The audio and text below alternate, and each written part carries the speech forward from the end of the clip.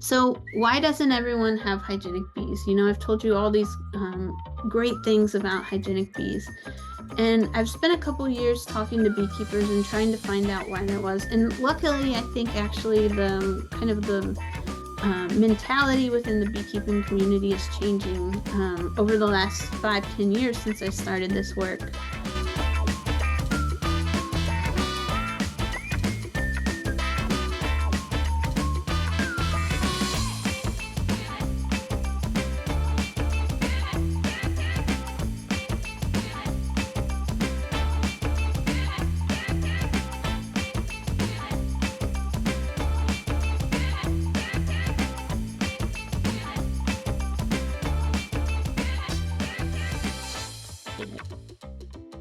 I wanted to talk today about UBeeO, and I'll just give you a brief outline of what I want to tell you about today.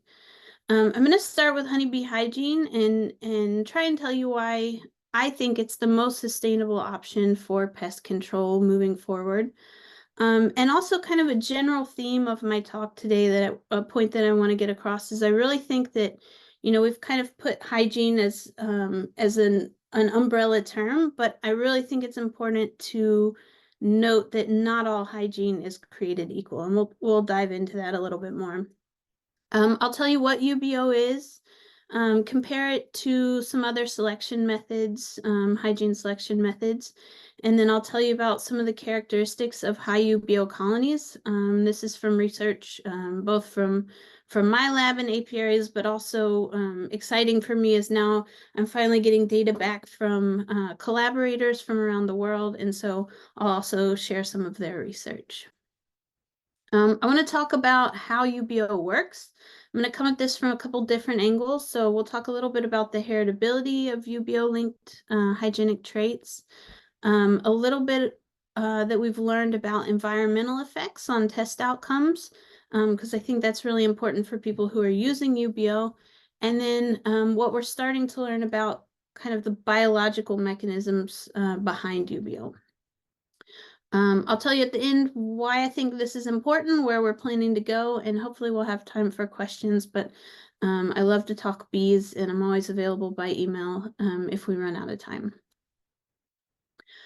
So looking for a picture for building this presentation, I Googled honeybee cleaning, and something like this, you can actually see down here that it's a screenshot, something like this popped up. And it struck me, all these cleaning service icons came up, and it struck me that honeybees have really this reputation for cleanliness. But as we all know, we're seeing these high colony losses, as the last BIP survey showed us, regardless of the kind of operation you're running, backyard, sideline, or commercial, Varroa really seems to be the #1 cause of colony loss. But I really think we have an opportunity to take that, that reputation for cleanliness is there for a reason. Bees have this hygienic behavior, and I think we have an opportunity to take that hygiene, that natural hygienic behavior, and apply it to solve the problems associated with Varroa, or at least tackle those problems. So hygienic behavior, of course, is this ability to detect, uncap, and remove unhealthy brood. And I do think that it's really a promising and sustainable option for controlling pests and diseases. So we can compare it to some of the other things we use to control mites, for example, miticides, organic acids, and mechanical interventions. Each of these kind of has their pros and cons. So when we think about miticides, they can be really effective, but we know that they contaminate hive products, and we get involved in these kind of constant arms races. I don't know if anybody remembers the Butter Battle book from Dr. Seuss, but it's like this arms race, we're always fighting the mites' evolving resistance. Organic acids can also work really well, but they are temperature dependent. Depending on which ones you're using, they can be tough on the queens, they can be tough on the brood. And then I have here a picture of, I Googled like tired beekeeper, and this is what popped up. So I put a picture of a tired beekeeper. We have these mechanical interventions that, aren't so bad for the bees, drone removal, queen caging, things like that, but they can be really tough on the beekeeper. They're pretty labor intensive. So with hygienic behavior, we don't have the issue of mites evolving resistance. It's not tough on queens, and it's only tough on the brood that you want it to be tough on. It's only tough on the brood that are sick. And it doesn't have to be labor intensive. So, you know, selection for hygienic behavior might involve some labor. But when it comes to having those traits in your colony, it's the bees that are doing the work. And so really efficient for the beekeeper. And then at least at the colony level, one thing I really like about hygienic behavior is it's preventative rather than reactive. So rather than waiting until your colony gets to a certain point in terms of mite load, and then treating to knock the mites down, you know, the bees are really tackling mite infestation from early spring. And that has huge advantages because, you know, when you wait for your mite load to get up high before treating, the viruses are kind of already spread through your bees. So it's really useful, I think, as a preventative method as well. But not all hygiene is created equal, and I think this is really especially true when it comes to Varroa and breeding for Varroa resistance. We know from a lot of past research that hygiene is really good at controlling things like chalkbrood, American foulbrood, but that's not always the case with Varroa. Kind of the data's out and you get different answers from different studies. But if you think about like the state of the brood in chalkbrood and American foulbrood, you know, it's really sick, it's dead, it's unhealthy. And that is different from that more subtle infestation with a mite where the brood is still living and growing and developing inside the cell. So I made this chart kind of comparing the different hygienic behavior selection methods for a grant that I wrote a while back. And, you know, I think this is, some of it's subjective, some of these points are arguable, but the point I want to get across is there's all these different selection methods and no method is perfect. Every method is going to have its pros, its cons, where it's has its strengths and weaknesses. But I think, you know, when we think about the traditional selection methods for hygiene, typically those methods had a trade-off between how well they worked and how easy they were to perform. So for example, the Harbo test is pretty effective at predicting Varroa resistance, but it takes a lot of time to perform. Freeze kill brood, on the other hand, you kind of get maybe some lower mite load, but it's not as effective, and it takes less time than Harbo, but you know, it's still a bit of work to do. And so in developing this UBeeO assay, one of my primary goals was to eliminate that trade-off between accuracy and efficiency. So what I really wanted to do is make something that works very well, but is also really easy for the beekeeper to do. And that's really important from kind of some former work that I did abroad right after college. I learned that if you don't have people willing to do it, or if it's not easy to do, people won't pick it up and do it. And so what I really wanted was something that was easy to use, and so people would use it and get the best outcome possible. Okay, so what is UBeeO and what can it do? So we call the product that we've developed UBeeO with the E's, but it actually originally came from unhealthy brood odors, or UBeeOs, which I now try to use just the UBeeO to describe like the naturally produced chemicals. But sorry if I use these interchangeably sometimes. But essentially what these unhealthy brood odors, or UBeeOs, are, we found that there were these certain compounds that are elevated in unhealthy bees, and they're not Varroa specific. So we found them in Varroa parasitized bees, but also in virus infected bees that didn't have Varroa. And these certain compounds were elevated when the bee was unhealthy. They're actually present in every single bee. So it's not even that they're novel to unhealthy bees, they're just elevated in unhealthy bees. And we found that the compounds can be detected by nurse bees. So when they're elevated, the nurse bees detect them and they trigger hygienic behavior.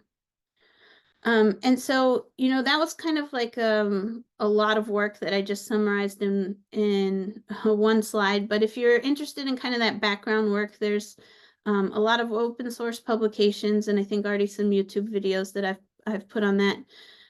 But for me, it was important to take that kind of hard science and turn it into something that was useful to beekeepers. And so I wanted to find out, kind of at the end of my doctoral work, I had these unhealthy brood odors that I'd identified, and I wanted to find out, how can we make them useful? Can we use them actually to measure varroa and disease resistance? And so I worked with some synthetic chemists who don't mind staying in the lab all day and mixing things when I want to be out with my bees. And they made these compounds exactly as we found them on the bees. So they're exact replicates of the compounds in the bees. And then we made mixtures of these, tested over many years, different mixtures, and found kind of this ideal mixture that we now call the unhealthy brood odor assay. And so I want to kind of tell you just how it works, and then we'll go in a little bit deeper to what it can do.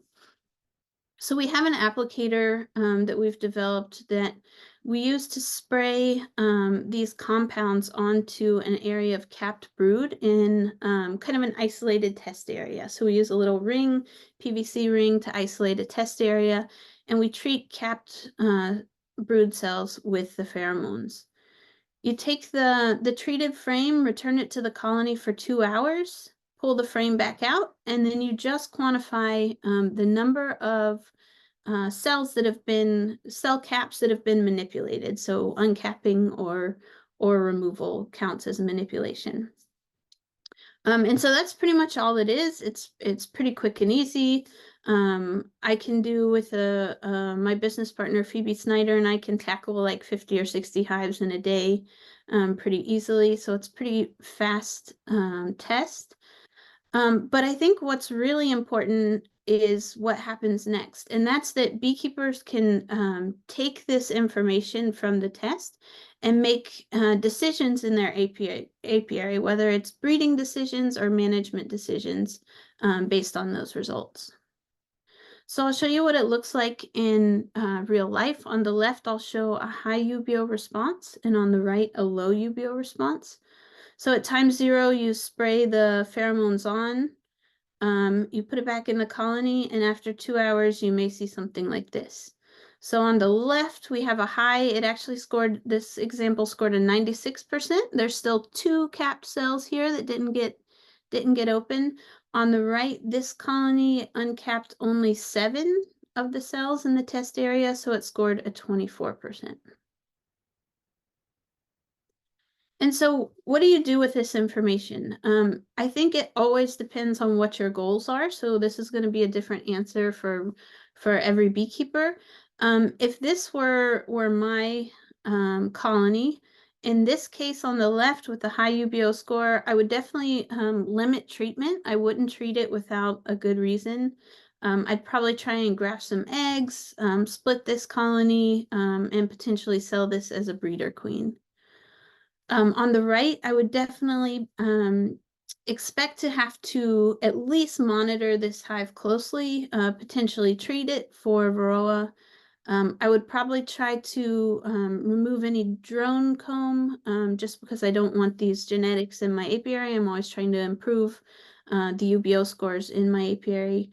And I would potentially requeen maybe with an egg from colony on the left.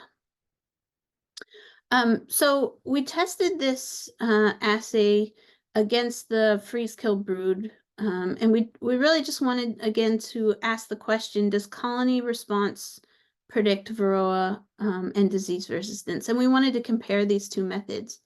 So we started with alcohol rinses, just calculating mites per 100 bees. And I'll show you just this messy graph for a minute, but the point I want to show here, we have on the x-axis here, we have UBeeO assay response. So this is essentially the score. I showed you before, like a 96 and a 24. And that's from one test in June. And then on the y-axis, I have the August Varroa infestation. So what we see is we can really predict from a single test earlier in the season what the fall or late summer Varroa infestation is going to be. And what we noticed is, right around the response of about 60% or greater, we really see colonies are able to maintain low mite populations without any treatment. So none of these colonies were treated for mites. I take that same data then and I just broke it down so it's a little prettier to look at into the colonies that scored high. So this is the colonies that scored 60% or above, and the colonies that scored below 60%. And you can see that there's really a pretty substantial difference in Varroa infestation between the high and low colonies. So 1.6% infestation in the high UBeeO colonies and 7.2% infestation in the low. And what was really exciting about this data is, typically we get the recommendation to treat around 2% or 3%. And so what this data set showed us is that with UBeeO, we can really distinguish the colonies that probably need treatment for Varroa from the ones that might make it without any treatment. We took those same 72 colonies and then we just divided them into how they scored on the freeze-kill brood. So we used the strict threshold of 95%. And we found that the colonies that scored high on the freeze-kill brood did have substantially lower Varroa loads, but freeze-kill brood just wasn't able to distinguish as well the ones that were really Varroa resistant and that weren't. We also looked at overwintering success. So we compared freeze-kill brood and UBeeO, how well they predicted survival. And survival of the high UBeeO colonies was 41% greater than survival of the low UBeeO colonies. Again, with freeze-kill brood, we saw higher survival if they scored high on freeze-kill brood, but the difference just wasn't as great. And so UBeeO just can, and that's probably related to the mite loads that I just showed you, but UBeeO just gives you a little bit clearer picture on how resistant and how likely to survive those colonies are. And so what we found, and again, this is all published work. If you want to check it out, it should be available. It's open source, and if you can't find it, let me know, and I can send you a copy. But we found that UBeeO and freeze-kill brood are positively correlated. So what that means is if you score high on one test, you're more likely to score high on the other. But it wasn't always the case. They're not the same thing. So we break this kind of into 4 quadrants where we can look at the 4 combinations of how colonies scored. And what we found is if they scored high on UBeeO, ultimately they had the lowest mite loads, regardless of how they scored on freeze-kill brood. If they scored low on UBeeO, they had higher mites. So again, it's a similar trait. They overlap, they're linked, but they're not the same. And I think that's true with any selection method that you use. If you use a different method, you're going to end up with slightly different results. So as Cory said earlier this morning, he predicted that UBeeO and VSH would be positively correlated, and he was right. So I went up and tested a bunch of his colonies last summer. And then he sent me the Harbo data that they did later that summer. And we see that, if you score higher on UBeeO, you're more likely to score high on Harbo. But again, it's not the same. And so this is just kind of I actually don't have mite data. I wish I did. I don't have mite data on these colonies, but hopefully we can get some of that this coming year if those colonies make it. But essentially what we found is, the high scoring Harbo colonies could kind of further be broken down into high and medium UBeeO. So I think again, with UBeeO, we just get a little bit more clarity in terms of their hygienic potential. And I think that could be also related to SMR. It's a complex thing that I'm trying to wrap my head around. How much SMR is driven by hygiene and the potential for a brood signal. I won't get into all that now. But again, UBeeO and the Harbo method are positively correlated, but they're not the same. So all of these are methods of selecting for hygiene, but they're not the same. And I just want to point out that UBeeO is a hard test to pass. It makes me actually think of my college physics class where, he made a 75 and above was an A in that class, which is like an unheard of scale, but it was so hard to get a 75 and I did not. And I think of UBeeO as the same way. Most people are not going to get good results from a UBeeO test if they haven't been selecting for hygiene in the past. And so, I just want to kind of put that out there that it's not something that you're going to test your bees for the first time and get all these bees that are scoring 60 and above. If you would not expect that colony to survive over winter without treatment, then don't expect it to get a 60% or above on UBeeO, because it's not very likely. So we wanted to ask some questions about viruses. Cory brought up viruses earlier as well. So I want to know the relationship between UBeeO performance and virus load at the colony level. So we did kind of a standard collection of 100 bees per colony, and Ismail and Miri looked at 7 different viruses at the colony level. And what we found is the high UBeeO colonies had significantly lower virus loads than the low UBeeO colonies. Sorry, the low UBeeO colonies had significantly higher virus loads than the high UBeeO colonies. And this was true for 5 of the 6 viruses that we looked at. And one of the exciting things I thought about this data set was, we knew UBeeO was associated with Varroa resistance, and so we expected an association with Varroa-related viruses. But some of the viruses we found big differences in are not known to be transmitted by Varroa. And so what this shows us is, UBeeO, I guess it's well named for unhealthy brood odor. It's not Varroa specific. It works for Varroa resistance, but it's a general stress signal. And I think one of the strongest pieces of evidence for that is that they found at least one of these same compounds that we use in our UBeeO assay has been found to be elevated in ant pupae that are targeted for unpacking, which is a behavior comparable to hygiene. And so I think evolutionarily, the use of this chemical as a signal for stress may go back quite a ways. I have some information this is from that same data set on the viruses, but I broke it into stock type, and I want you to take this with a grain of salt. I haven't done statistics on this because I only had 3 Russian colonies, so really we need more data. It's very preliminary. But I wanted to show the comparison between how the different stocks scored on UBeeO. So Pole scored, this was from 2021, I believe, and the Poles were scoring around 70%. Recently they've scored on average more like 50 or 60%. But this year they scored pretty high, around 70%. Russians scored somewhere in the middle. I think Russians have some grooming behaviors as well that don't show up on the UBeeO assay. And then I had some unselected bees that scored around 20%. And so when we look at those same virus loads and we look at them in terms of the stocks that they came from, I just want to point out that you can't always tell from just a stock what stock a bee or a queen comes from, how healthy that queen is going to be. And that makes sense. With any stock, with any population of bees, you're going to have a lot of variability between colonies.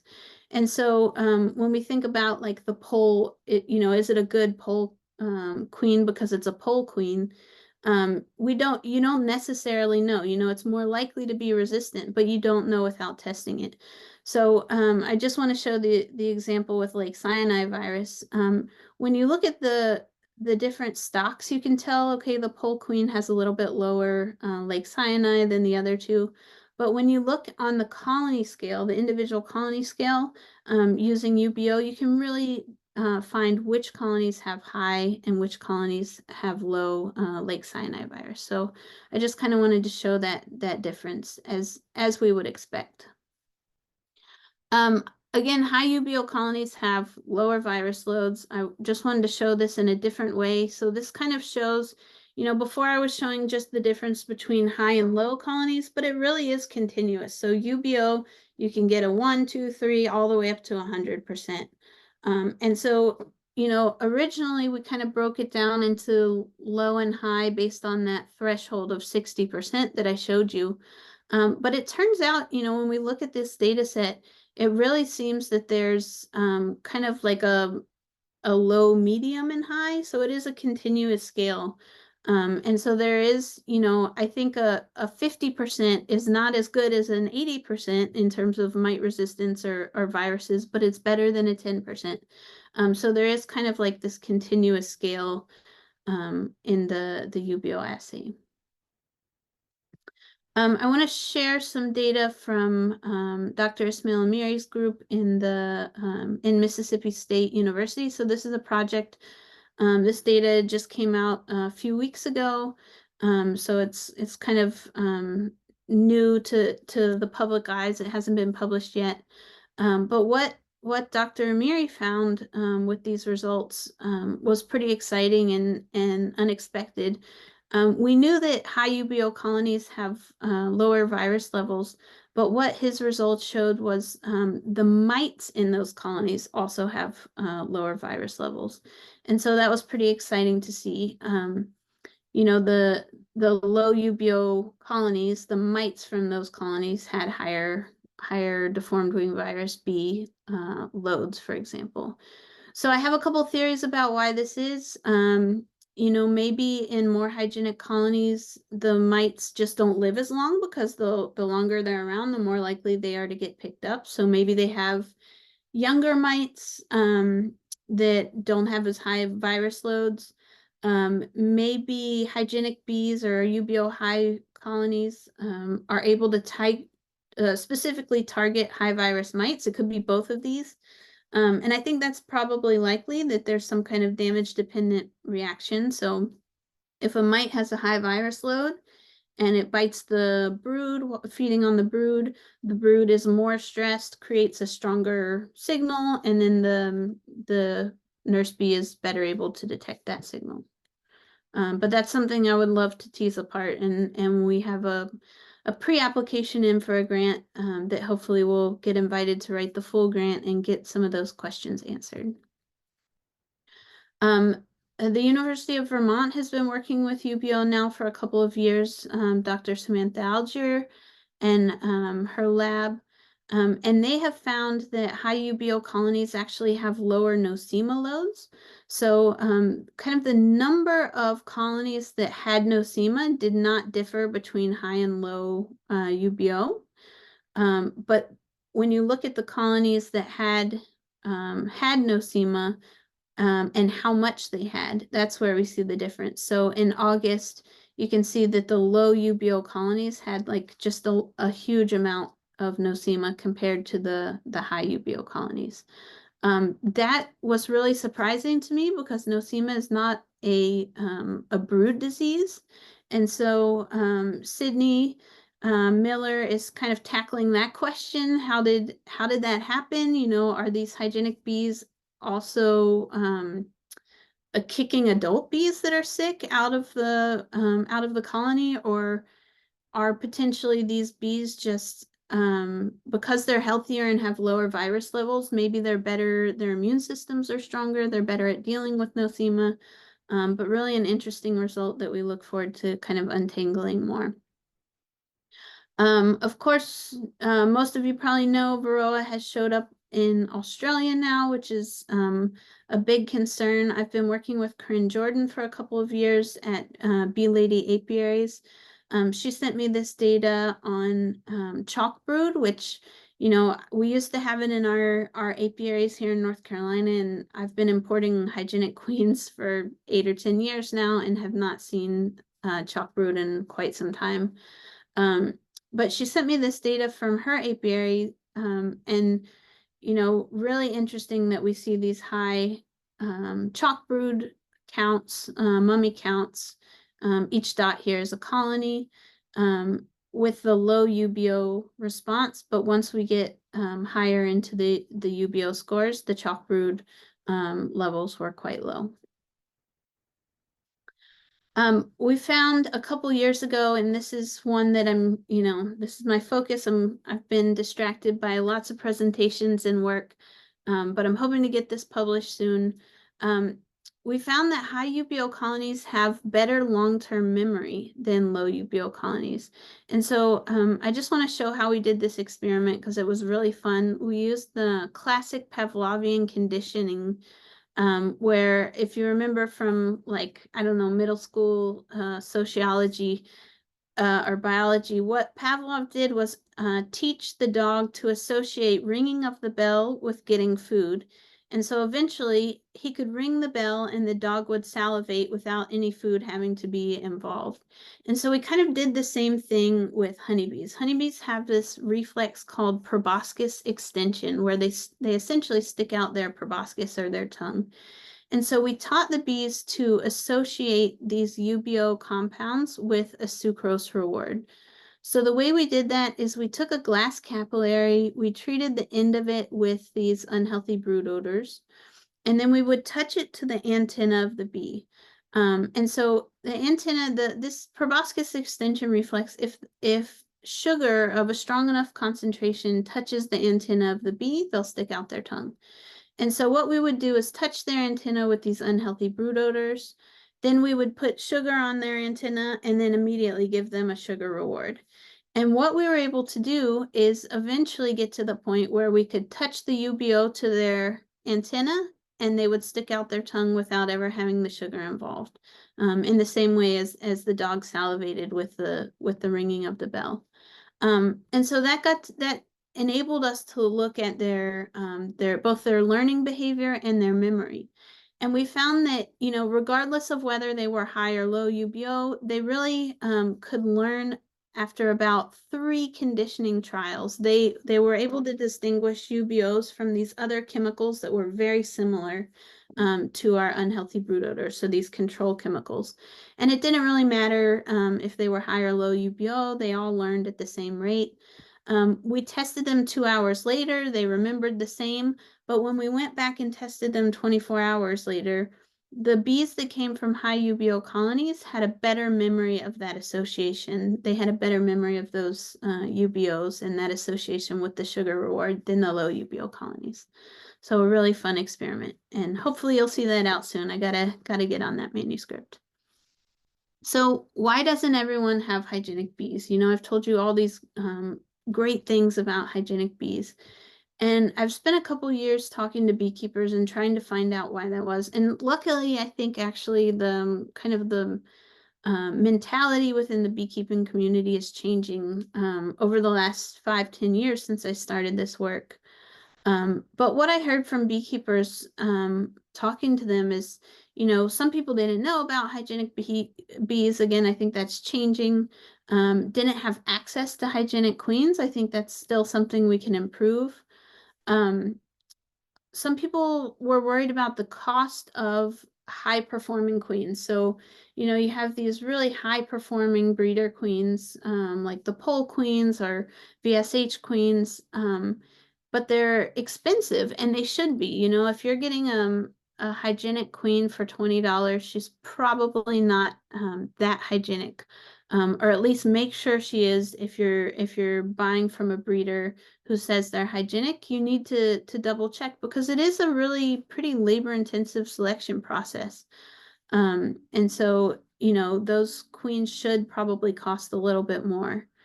Another concern I heard was, if I shell out for this nice hygienic queen, will I lose the trade over time? What happens if my expensive hygienic queen disappears? Or is requeened. And so I wanted to look, and we did this experiment last summer to look at how heritable hygienic behavior is.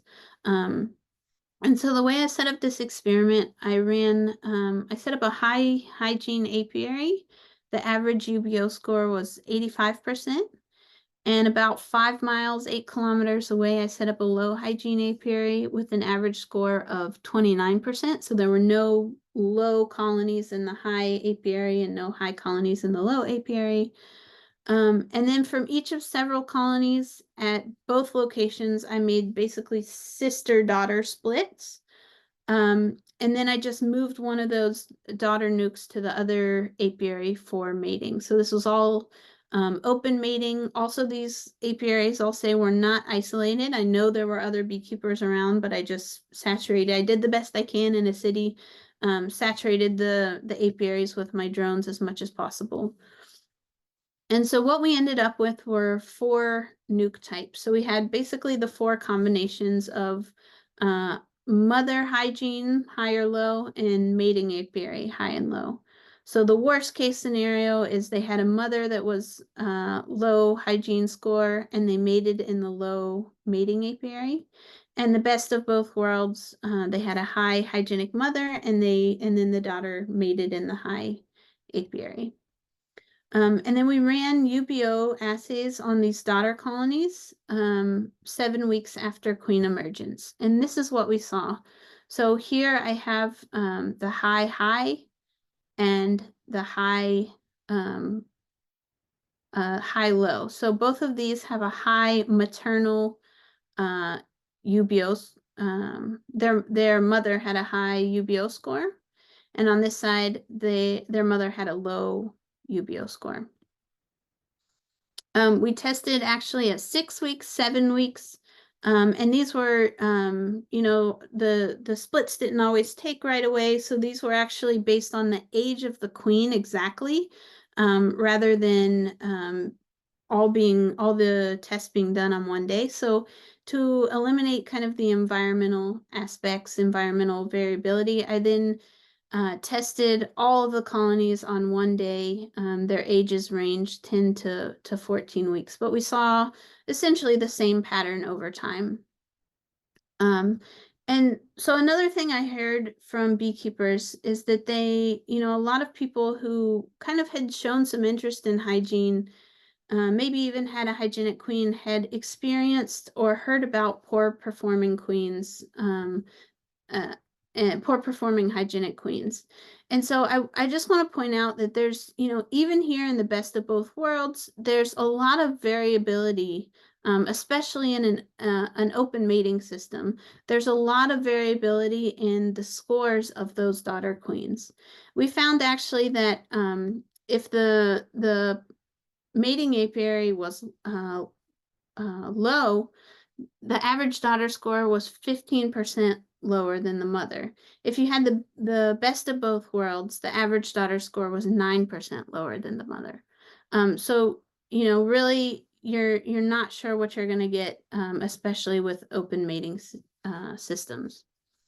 So what did we learn from this heritability study? You know, it's important to wait at least 7 weeks post-emergence to test.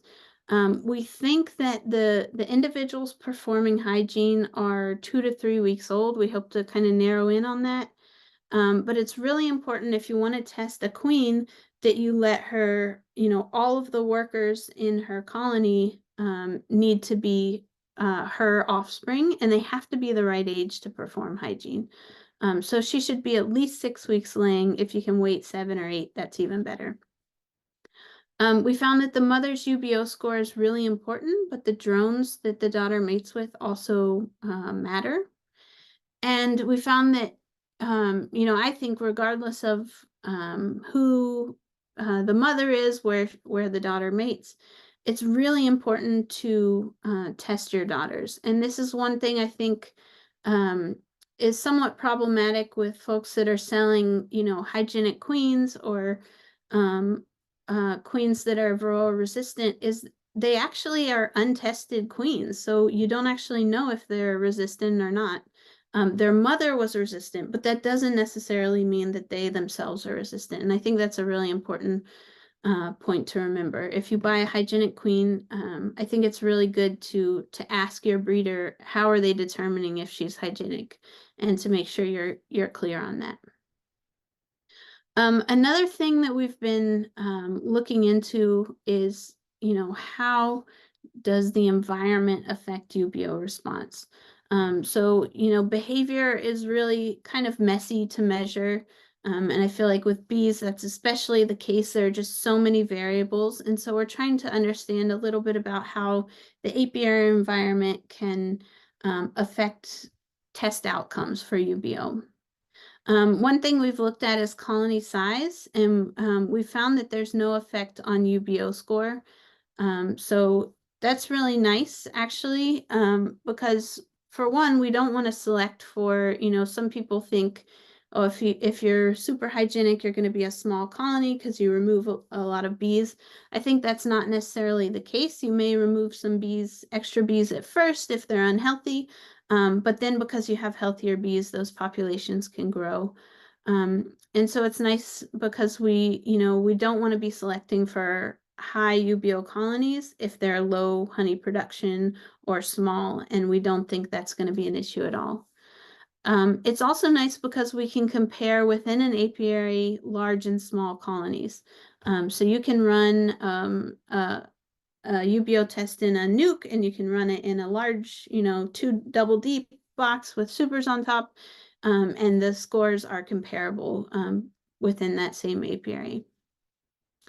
Another concern I had is, whether the bottom board is going to have an effect. So this is a smell-based test. If you have a screen bottom board, I thought, well, maybe that's going to ventilate the smell and it'll be weaker than in a solid bottom board. So we ran tests on that and saw absolutely no difference between those. There's been some work done previously on the effect of nectar flow on hygiene. And so one thing we did this past summer was we looked at natural nectar flow. We basically took a bunch of colonies and UBeeO tested them, and then we broke them into 2 groups that were about equal scores. And then we retested those 2 groups in August during the dearth. And group 1, we left unfed. Group 2, we fed 1-to-1 sugar nectar for a couple days prior to testing. And what we found was in both cases, during the dearth, the scores were depressed. They were lower in the August test than in the June test during the natural flow. But if we fed them, the score was a lot closer to that score we got earlier in the summer. So we do recommend using UBeeO during a natural nectar flow, ideally spring to midsummer. But of course, when that is depends on where you are. And then another question we had was, will the smoker impact UBeeO test results? So past studies have shown that smoke can reduce the responsiveness of honeybee antenna for 10 to 20 minutes. Well, if you're just going into your colony, once every couple of weeks to check on it, that's no big deal. But if you're running a test based on, a 2-hour test based on smell, and this is going to impact their antenna, then we need to know if there's an effect. And we did actually find that smoker use can reduce UBeeO scores. And so we just recommend, if at all possible, avoiding use of a smoker while you are running your UBeeO tests. If you can't avoid it, you can kind of put it at the entrance, try to avoid the frame that you're testing at least. Okay, so how does UBeeO work? Well, we know that UBeeO triggers hygienic response of the adults, but how are UBeeO, how are they detected? And of course, we know it's related to the antenna. So there's some really neat previous work that's been done on odorant binding proteins. There are 21 of these odorant binding proteins in Apis mellifera. And what these are proteins on the antenna that bind and transport molecules to receptors inside the antenna. And so past work has shown us that there are these 2 odorant binding proteins, 16 and 18, that are more highly expressed in the freeze-kill brood selected bees. And they also showed that these same odorant binding proteins can bind these necromones or death pheromones like oleic acid, which are released with freeze-kill brood. And so we did some preliminary work and we thought, okay, well, and I was working with Leonard Foster on this. We thought, well, the odorant binding 16 and 18 will also be positively correlated with UBeeO assays. And what we found really surprised us. So we found that bees from high UBeeO colonies actually have lower odorant binding protein 16, and we saw no difference in 18. But interestingly, we found another odorant binding protein that was more highly expressed in the UBeeO high colonies. So again, I think what this shows us is, even though they're related, UBeeO and freeze-kill brood are not the same. So I think what this tells us, and we also have a grant in to explore this a little bit more. But when you're selecting based on dead brood, whether it's freeze-killed, pin-killed, or something else, you're selecting for something different. You're selecting for binding of death pheromones. Compared to UBeeO selection, you're selecting for the binding or the ability to detect these unhealthy brood pheromones. And so you may overall select for a more sensitive bee in terms of its ability to smell, but when you get into the details, they're not the same, and you're going to get a different outcome because of that. I threw this graph in kind of last minute because I was happy to see Steve Martin here.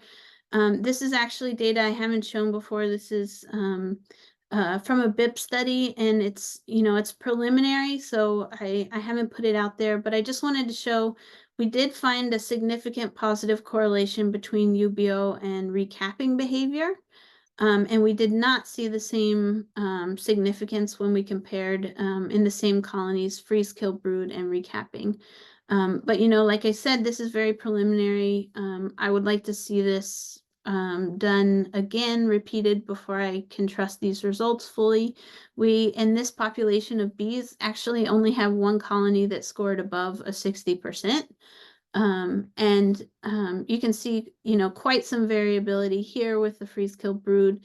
It does look like if they scored high on freeze-kill brood, this is the only individual or the only colonies that scored high on the recapping, but there's also a lot of colonies that scored low. So I'd like to see this repeated, but just wanted to throw this in here and show it. So kind of to summarize what we know, the concrete data that I've showed you, things that I feel scientifically confident about. High UBeeO colonies have lower varroa infestations in general. And I know we've talked a little bit about mite washes and how reliable they are. And you can always get high mite loads in hygienic colonies. They're not mite proof. But a lot of times, if you're seeing them on adults, they will make their way into the brood. And if it's a hygienic colony, they'll get removed from the brood. They're not grooming colonies necessarily if they're high UBeeO, but they'll get removed once they get into the brood. High UBeeO colonies also have higher overwintering survival. They're more likely to score high on the freeze-kill brood and Harbo tests. It's not guaranteed, but they're more likely to. They have lower virus loads. They actually have mites with lower virus loads. Again, look forward to getting that information out in a publication soon. They have lower Nosema loads and less Chalkbrood. They have better long-term memory of UBeeO specifically, and they can pass this trait on. They have higher UBeeO daughters. I think we need more data on the odorant binding protein stuff, cell recapping, and also some of the environmental effects. We're hoping to explore a little bit in more detail. And we don't have any information yet on foul brood. I don't think we even know if hygiene can control tropale lapse, but tropale lapse is something a lot of people are worried about. And I think it's worth at least seeing if tropale lapse are susceptible to hygiene. And there's always emerging diseases, other traits that are worth exploring. So kind of just to wrap up, why is this work important? I think UBeeO is really important because it enables breeding. It facilitates easy breeding on the part of the beekeeper and can help us verify hygienic queens. So this is a graph just of some different populations that I've tested over the last couple of years. So this is data from a certain VSH breeder that some of you may know. And the average score obviously pretty high. I told you originally when I tested polls, they were in, the 70, now they're in the 50 to 60 range, but definitely high scoring in general. This population of bees here is from a VSH breeder that took basically a couple of breeding queens, and we tested a bunch of the F1s, F2s. This is standard US commercial stock that I've tested, and then this is the data from Australia. So this Varroa naive population obviously hasn't had the selection pressure to develop hygiene, and scores very low on average. But actually we're seeing some good results there now, with the first daughters being tested, and their hygiene levels are increasing already. I don't know, based on David's talk, whether this matters or not. I hope it does, but UBeeO can facilitate local hygienic selection, which, I know some people care about their local genetics, and, if you have winter tolerance, you don't always want to be importing Varroa resistant stock from South Carolina or Georgia or Louisiana. It's really nice, I think, to have a tool where you can take your locally adapted stock and select for hygiene within that stock. And so, one thing I like about UBeeO is I think it kind of democratizes in some way the selection process. I think it can be used to inform management, so there's lots of things you can do, especially on the commercial scale. You can ID susceptible colonies, put those in a treatment yard, isolate the resistant ones so maybe they don't get infested with the mite bombs. In general, in respect to the industry, I think we can use this as a tool to boost sustainability. And I think it's important that we move away from our reliance on treatment as much as possible. Not saying don't treat if you need to, but it's nice to not have to rely on it. I think we can improve honeybee health and survival. Ultimately, that is our goal. And I think it can go beyond honeybees. So I've really gotten interested in native pollinators over the last couple of years, and I think we have an awesome opportunity here to improve native bee health. We know that native bees and honeybees share resources, and that there's spillover of diseases on shared resources. A study from 2020 showed that there were bee pathogens in 42% of bee species and 70% of flower species tested.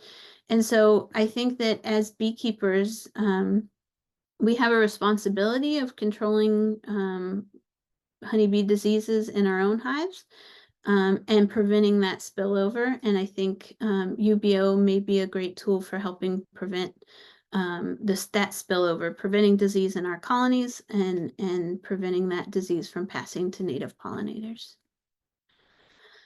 So tons more to come. I have like 4 or 5 grants in right now. So, what happens next will kind of depend on if any get funded or what gets funded. But I have a lot of ideas and exciting plans. One thing I'd really like to do is kind of start IDing the thresholds for different diseases. So I showed you this graph before with Chalkbrood, and really what we see is around 20% and higher, we see low Chalkbrood levels. And actually there's some more data that Corinne has talked about that I haven't seen yet, that she now finally has some high UBeeO colonies and they're scoring really low on the Chalkbrood counts. But I'd like to kind of look at different diseases and, what score do you have to get on the UBeeO colony, on the UBeeO test to kind of have resistance against different diseases. But it's not going to be the same for every disease, which is kind of neat. We want to work more on odor and binding proteins, maybe look at tropolalaps, look at nutrition effects. I think nutrition can play a big role in hygienic behavior. Repeat some of that recapping and maybe look at native pollinator health, maybe outside of a high UBeeO versus low UBeeO apiary. I have an idea for a grooming assay that I want to potentially develop. So, at this point, it's just an idea, but the goal would be like a really cheap, fast way to measure grooming. So I'm excited to try that out.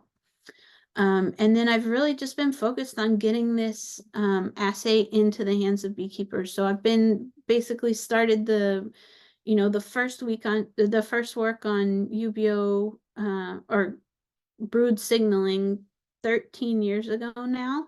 And so it's a really exciting point to be, actually launching a product and getting this tool into the hands of beekeepers. The last couple of years I've been working, it's been in the hands of, a few beekeepers, early adopters, and a few collaborators, some scientists.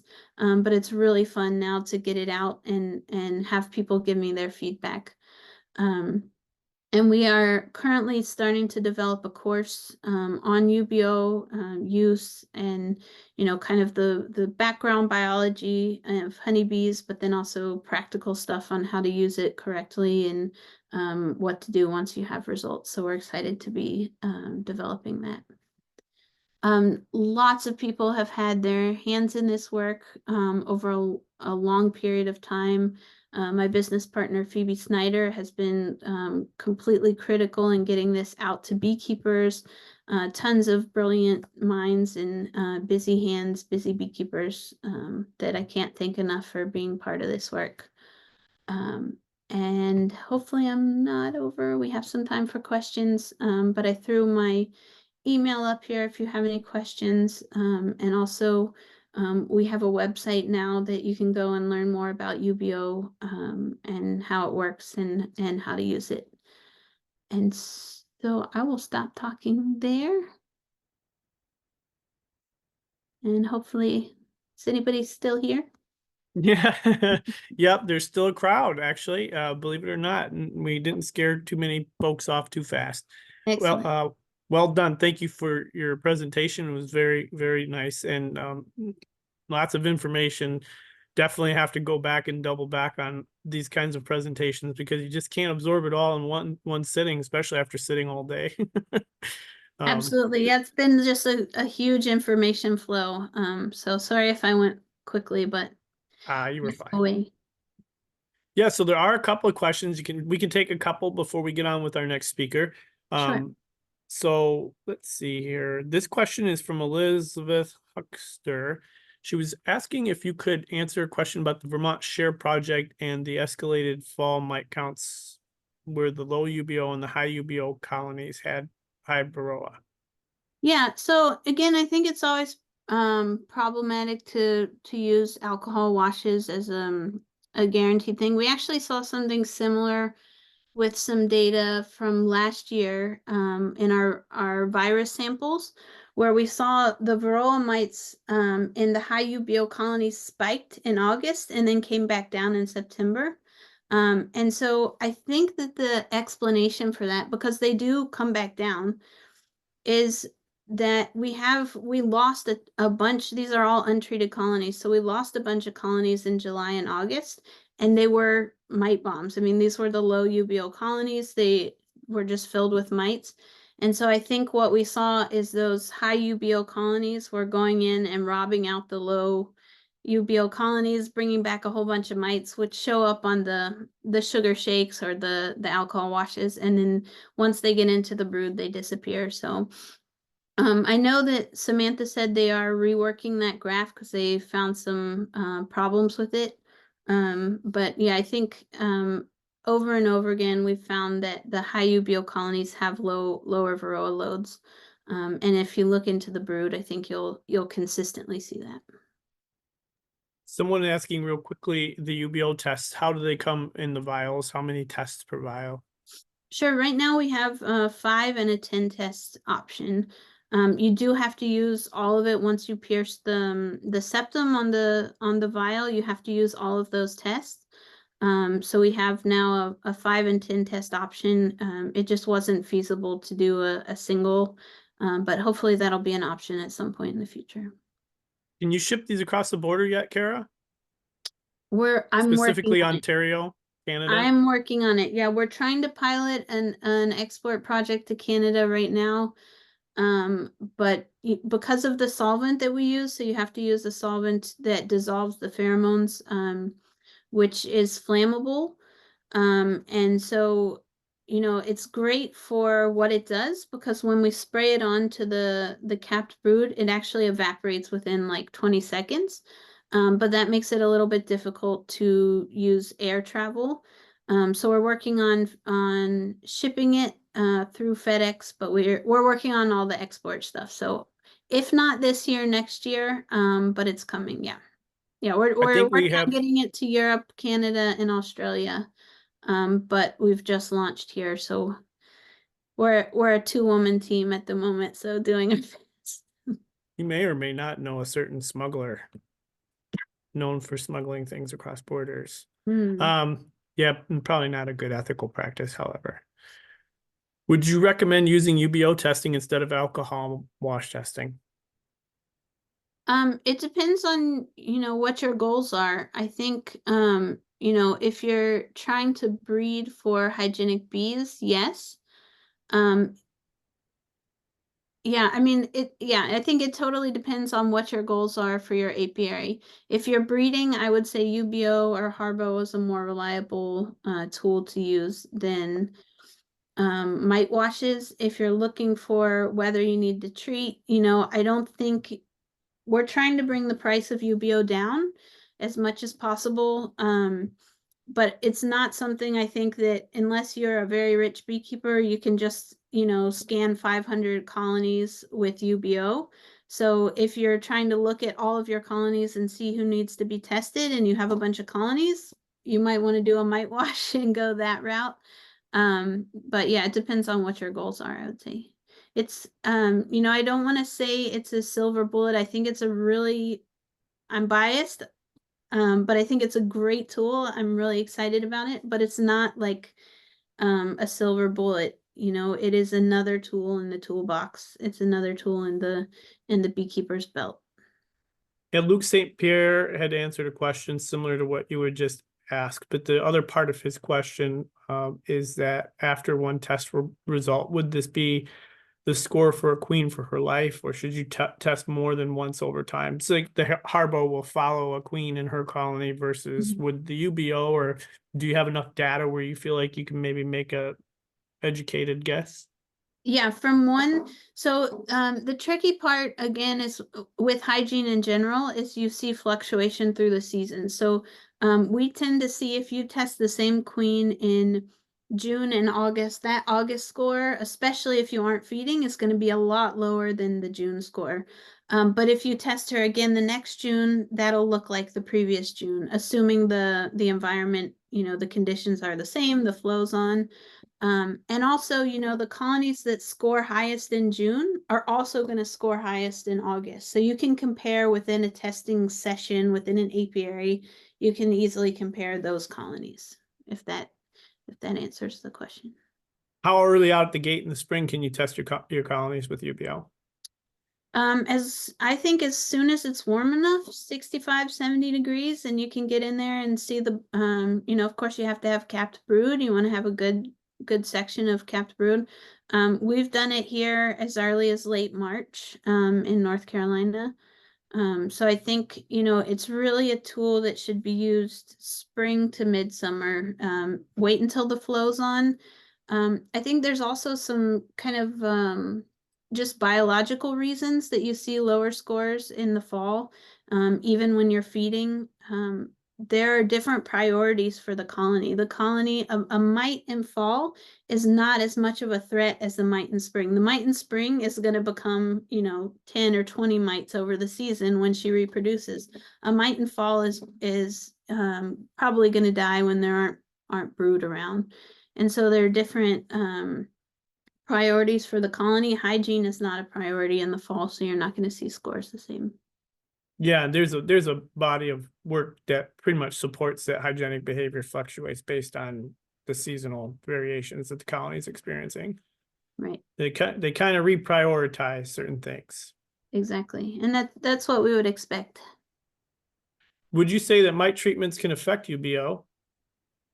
You know, that's a great question. We have not looked at that yet.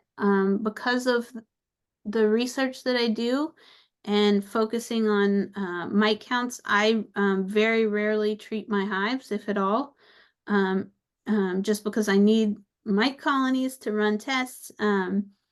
And I want to know, you know, the reality of my queens and not how the colony is performing based on a treatment, but how the genetics of the queen affect mite populations. So that's something we still need to look at.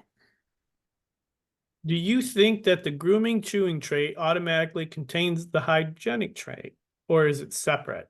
One of No, your I slides think showed that grooming indicated moderate signs of hygienic behavior. grooming. I don't know what slide that would be. I don't think they're the same. I think they're completely unrelated. I mean, they can get to the same advantage of mite control, but they're not the same genetics. So I've had a mite mauler that scored like a 0 on UBeeO, but had very low mites. So you can have really low mite loads and also a low UBeeO score because there are other mechanisms of control. And I think, you know, a combination of a grooming mite and a hygienic mite is awesome because if you can, you know, hygienic bees, sorry, are going to take care of mites in the brood.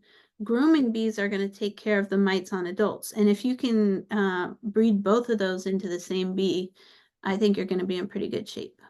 And I know Yeah, labs are working on trying that out. I know I'm not super excited about having to discover that it might be mite grooming that is in one of my populations because I really don't want to quantify that.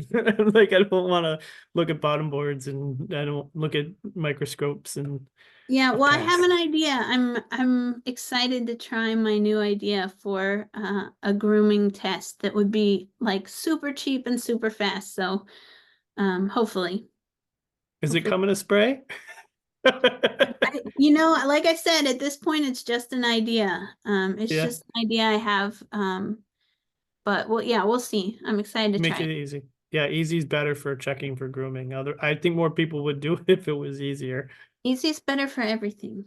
Yeah, that's right. We're Yep. all busy. So do small apiaries maintain hygienic traits in an area with lots of other beekeepers that can't control the drones in an area for mating? I think you can. I mean, it's always going to be harder when you're open mating and there's other drones around. But you know, my heritability study that I showed that data on, I know that there were like within maybe 300 meters, there were somebody else had colonies. So you know, and I still saw an effect of the maternal line and of mating.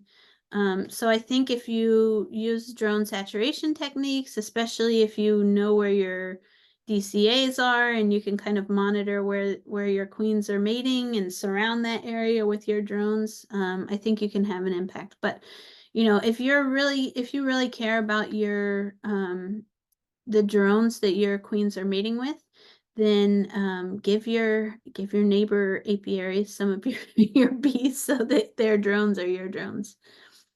Yep, you got to start somewhere. Just start filling the area with the drones that you want to see. And you know, we can't go out and measure everybody's outputs, unfortunately, but you can be adding to the population if you're bringing in what you want to see happen. Right, and Be the selection change you is want to not be in going the to world. happen. There you go, exactly. Yeah, it's selection is not going to happen in a season in one generation of bees. It's going to take time, and I think, you know, a tool like UBeeO can help kind of speed up what would naturally happen. You know, we were hearing earlier about these resistant populations that after 6, 8, 10 years develop resistance. And I think we can definitely get there a lot faster with a tool like this. With tools like instrumental insemination, you can go even faster. But it's not overnight. Um, Let's see here. Is it safe to use? Is the test safe for the user? Any specific PPE? Yeah, definitely. So we recommend gloves and eye protection. So the solvent is called hexane. It's a hydrocarbon, just like the pheromones that it's dissolving. So in chemistry, like dissolves like. So we can't dissolve it in something like water or something that's a little bit nicer to deal with. But the quantities that you're using are very, very small.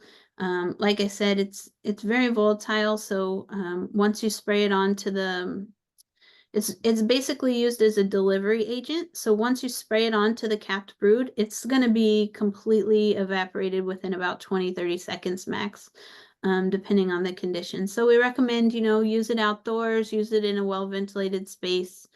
I've been using it for 10 years now and had three pregnancies. I've run the tests throughout, been a beekeeper throughout, never had a problem.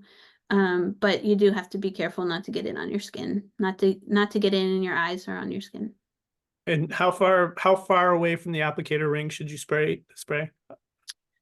So you really want to be like around the top plane of the ring when you spray. So it's about measures about an inch above the capped brood. This Anthony asks, have you used UBeeO on any captured feral colonies? I haven't, but I really want to. Yeah, that's in the to-do list for sure. I would love to see, what those feral colonies are using as their resistance mechanisms, and I expect there at least to be some elevated hygiene for sure. Excellent presentation. Looking forward to UPO once it gets on a ship to New Zealand. Well, we're working on it. And then should you order extra tests in case the new user messes up? Yes, order 10 extras. Yeah, all the extras. That's why we have the 5 and 10 option. In our kits that we offer, we only put the 5 because if somebody messes up, we didn't want them to mess up 10 tests. We are coming out with some, like I said, we'll have the course soon, but we are also trying to come out with some instructional videos even sooner. Just to kind of guide people through the process, because I know it would be frustrating to mess that up. We do have a user guide that's really, really detailed. We put a lot of work into making that really clear. So if you are going to use UBeeO, please read through that first so you don't mess it up. And if you have any questions, we're always available to talk beforehand.